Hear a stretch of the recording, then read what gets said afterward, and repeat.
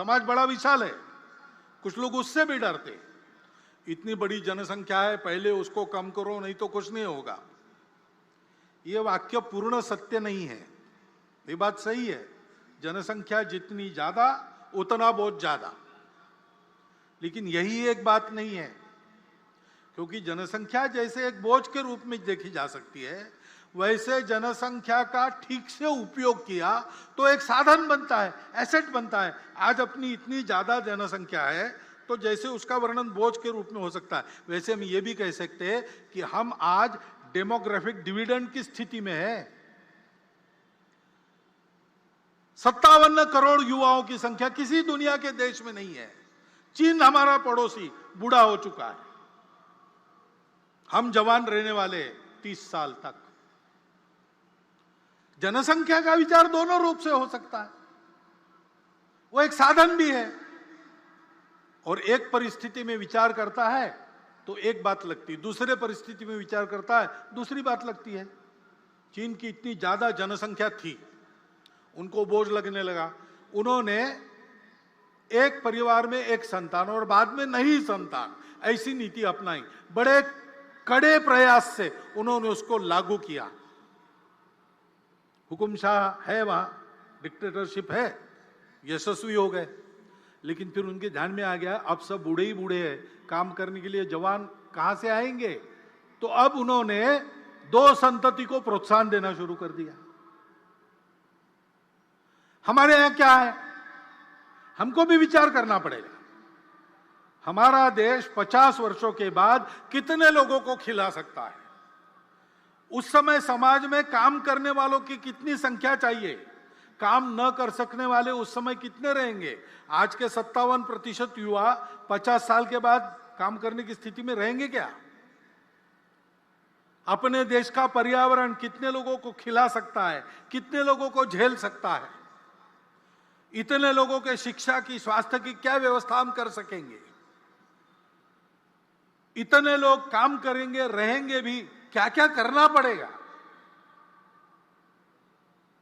और केवल देश का प्रश्न नहीं है, जन्मदात्री तो माता होती है। वो हमारी मातृशक्ति का सशक्तिकरण हमने कितना किया है, उनका स्वास्थ्य कैसा है, उनको उनकी इच्छा क्या है, उनकी आवश्यकता क्या है। परिवार की भी आवश्यकता होती है, परिवार का भी विचार क्या है। यह एक समग्र विचार करके एक नीति बनानी पड़ती है।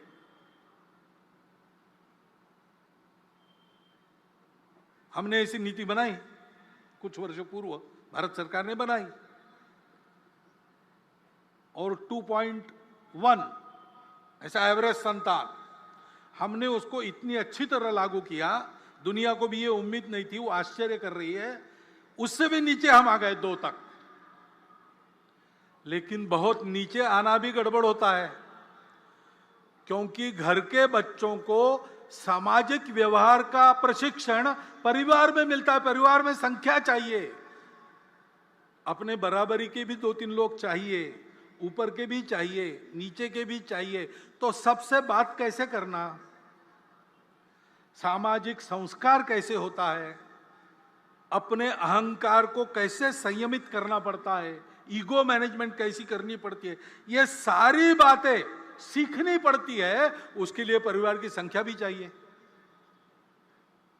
और जनसंख्या बहुत कम हो गई तो फिर बढ़ना बंद होता है, तो समाज के समाज लुप्त हो जाते हैं, भाषाएं लुप्त हो जाती है। कितनी भाषाएं दुनिया की, बोलने वाले नहीं रहे, भाषाएं समाप्त हो गई। और इसलिए ऐसा समग्र विचार करना चाहिए। और ये भी हम देखते हैं कि जनसंख्या में प्रमाण का भी संतुलन चाहिए।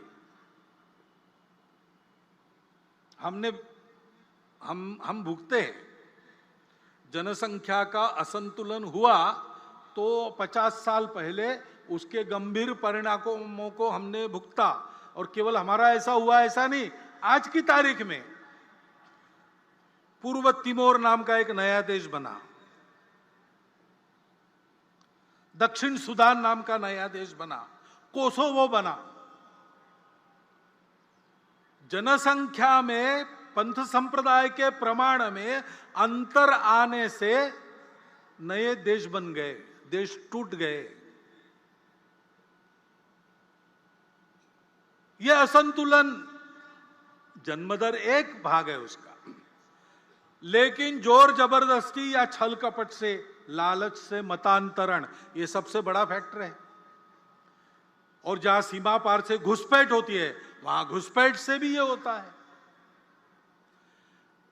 उस संतुलन का भी ध्यान रखना देश हित की दृष्टि से अनिवार्य बात है। और इसलिए जनसंख्या की एक समग्र नीति बने, वो सब पर समान रूप से लागू हो, एक बार बनने के बाद किसी को छूट न मिले और समाज इसको स्वीकार कर ले, इसलिए उसके लिए मन बनाकर उसको लाया जाए, इसकी आवश्यकता है। क्योंकि फिर से समाज में अगर उसको नहीं माना तो नीति क्या करेगी? समाज स्वीकार करता है, अगर लाभ देने वाली बात है, स्वार्थ की बात है, समाज सहर्ष स्वीकार करता है, उसको लिए समझाना नहीं पड़ता।